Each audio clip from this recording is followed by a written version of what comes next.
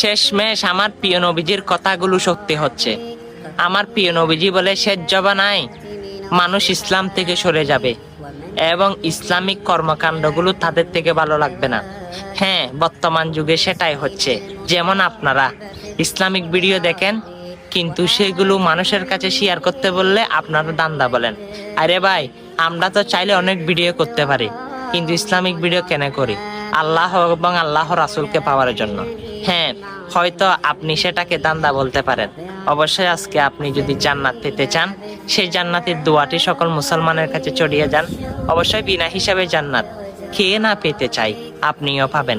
আল্লাহুম্মা ইন্নী আসআলুকা জান্নাতা বিগয়রি হিসাব। হ্যাঁ, অবশ্যই অনেক ভিডিও শেয়ার করেন। আজকে শেয়ার করতে হয়তো আমি বলবো না, আপনার মনে যদি জজ্বা উঠে যায় ইসলামের প্রতি, তাহলে এই জান্নাতের দোয়াটা সকল মুসলমানের কাছে পৌঁছে দিই।